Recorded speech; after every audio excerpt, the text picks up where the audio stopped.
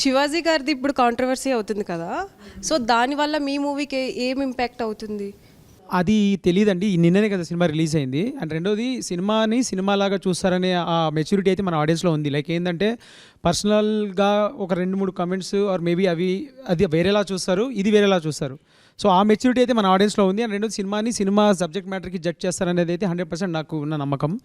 So అది impact అయిందా లేదా అనేది ఇట్స్ టూ, అంటే I don't think, but still it's only 1 day in to the theatres. మీరు వెళ్ళి చూడండి, చూసిన తర్వాత చెప్తాను. What's your take on his comment? Like I just want to know, like చెప్పండి. ఎవరు తప్పుగా తీసుకోరు అనుకుంటున్నాను. నవదీప్ గారు ముందే వెళ్ళిపోకుండా ఆయన ఆపుంటే బాగుండేది అనిపించింది వీడియో చూసినప్పుడు. అంటే ఆయనకి వినిపించిందో లేదో తెలియదు కానీ స్టేజ్ మీద ఉండి కొద్దిగా అవుతుంది డిఫరెంట్గా అన్నప్పుడు ఆపేసి ఉంటే బాగుండేది అనిపించింది పర్సనల్. ఎవరైనా కానీ టీంలో వాళ్ళు. బట్ యాజ్ అ హీరోగా మిమ్మల్ని ఎక్కువ మేము చూస్తాం కాబట్టి మీరే ఎక్కువ అయి ఉంటారు మాకు. అందుకే ఎవరన్నా టీంలో ఆపు ఉంటే బాగుండేది అనిపించింది. అంటే ఒక మనిషి పబ్లిక్ ప్లాట్ఫామ్ మీద 30 years నుంచి మాట్లాడుతున్న మనిషి, ఆయనకు అనిపించింది ఎవరైనా వాళ్ళకి అనిపించింది వాళ్ళు చెప్తున్నప్పుడు అది తప్పో రైటో వాళ్ళకి తెలియాలి, వినే మనకు తెలియాలి.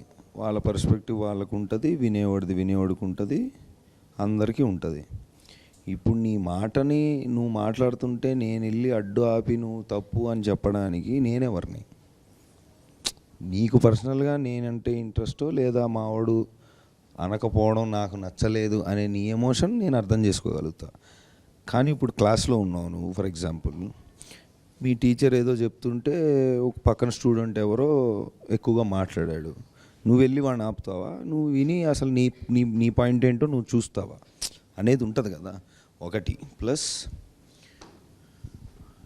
ఇప్పుడు ఒక షాకింగ్ విషయం విన్నప్పుడు నువ్వెలా ఫీల్ అయ్యావో నేను అలాగే ఫీల్ అవుతా మనిషిగా. ఇప్పుడు సమయం బట్టి సందర్భం బట్టి ఎవరి పర్స్పెక్టివ్ వాళ్ళు కరెక్ట్ లాంగ్వేజ్తో మాట్లాడాలి అనేది ఒక ఐడియల్ సొసైటీ, బాగుంటుంది అలా ఉంటే. కానీ అలా ఎంతవరకు ఉందనేది మనకు తెలుసు. సో ఇప్పుడు అలా అనుకుంటే అంటే పక్కన వాడు మాట్లాడేది మనం ఖండించాలి అనే పరిస్థితుల్లో కనుక మనం ఉంటే ఖండించాలి, కరెక్టే. మన కళ్ళ ముందు జరిగితే మనం when asked upon it or when it is over board అవుతున్నప్పుడు ఏదో ఒకటి అనాలి. కానీ అప్పటికప్పుడు నువ్వు గొడవపడి నువ్వు బయలుదేరుతావా, లేదా నువ్వు ఆలోచించి ఎందుకు ఇలా ఉంది అది కాదు కదా అని తర్వాత అంటావా, లేదా అక్కడి నుంచి నువ్వు వెళ్ళిపోతావా అనేది నీకు ఆ మినిట్లో ఆ సెకండ్లో నీకు వచ్చిన న్యాచురల్ రియాక్షన్ ప్రకారంగా నువ్వు చేస్తావు. తర్వాత ఎప్పుడో మనం అది చూసి అంటే సంబంధం లేకుండా అంటే పక్కన ఎప్పుడో చూసి ఇదేంటి అలా ఇలా చేశారు ఇలా చేశారని it's easy to say. But ఆ సిచ్యువేషన్లో you're also in front of the thing and maximum I could do or whatever I thought was just walk away. That was my reaction I could give. ఇప్పుడు అందరం comments అవి చూస్తుంటాం మామూలుగా, any topic. ఇప్పుడు మామూలుగా మనం ఇప్పుడు big boss అప్పుడు మేము చూసాం, ఇప్పుడు ఆ అమ్మాయిని ఎవరినో ఊరు నుంచి వచ్చి నాకు చెప్తావు ఏంటని అన్నందుకు ఏం కమెంట్లు పెట్టారో మనం చూసాం. ఇప్పుడు రెస్పాన్సిబిలిటీ అనేది పబ్లిక్లో ఒక మాట అనడం అనేది యాక్టర్స్ వరకు మాత్రమేనా? And not about Shivaji or not about this, general trend ఎలా ఉంది చూస్తాం. ఓ కీబోర్డు పట్టుకొని వాడు ఎక్కడి నుంచో వాడి ఇష్టం వచ్చిన మాట వాడి ఇష్టం వచ్చినట్టు మాట్లాడుతున్నాడు. ఇవన్నీ మేము పడుతున్నాం. But yes I think as a whole everybody, not just actors, not just common man students, ఎవరైనా పబ్లిక్లో మనం కనబడట్లేదు కదా అని ఇష్టం వచ్చినట్టు మాట్లాడకూడదు, కనిపిస్తున్నాం కదా అని కూడా ఇష్టం వచ్చినట్టు మాట్లాడకూడదు. ఎవరైనా కొంచెం జాగ్రత్తగానే మాట్లాడాలి. But the responsibility should be shared equally I believe.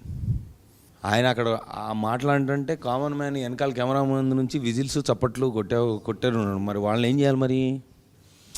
So ఏంటంటే ఒక మాట వినంగానే దాని ఇంపాక్ట్ వినంగానే అంటే ఇప్పుడు మీమ్స్ తోటి వచ్చిన problem, not memes I mean saying usual ఒరే బంటే అని మనం వింటున్నాం, ఒరే అదేంటది పావుదేదో వింటున్నాం.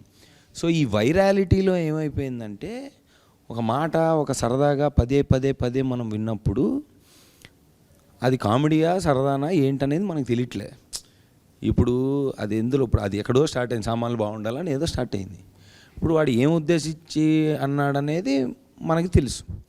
ఇప్పుడు ఒక మగాడిగా నేను ఆ మాటని అమ్మాయిలు ముందు అంటే అది బూతు, 100% అసలు మామూలుగానే booth, that contest is a booth. ఇప్పుడు బయట మాట్లాడుకుందాం మనం, అమ్మాయిలు ఉన్నప్పుడు నాలుగు ఇడ్లీలు 2 దోశలు తీసుకొస్తే ఏమున్నాయంటే ఐటమ్స్ ఉంటే సామాన్లు బాగున్నాయా అని వాళ్ళు అనుకొని కూడా జోకులుగా మాట్లాడుకుంటున్నారు బయట, right? If you take it out of it's ఇంత అంటే ప్రతిదానికి ఒక పర్స్పెక్టివ్, ఒక సందర్భం ఏదో ఉంటుంది. నాకు తెలిసి ఈ టేబుల్ మీద ఉన్న వాళ్ళందరూ ఆ మాట వాడే ఉంటారుగా కామెడీగా, అంటే అమ్మాయిల్ని ఉద్దేశించి కాదు, ఏదో కాంటెక్స్ట్లో. I'm not saying it is right, this is wrong. Saying ఈ వైరాలిటీలో ఏ వర్డ్కి ఏం మీనింగ్ ఉంది, ఏ పర్స్పెక్టివ్తో అంటున్నావు, ఎందుకు సినిమా చూసి వచ్చి సినిమాలో సామాన్లు బాగుంది అంటే I don't know, like not just this, in any other perspective also. So అదొక విచిత్రమైన సిచ్యువేషన్లో ఉన్నామని నా ఫీలింగ్. దండోరా అన్న నేమ్, ఈ టైటిల్ ఎందుకు పెట్టాలి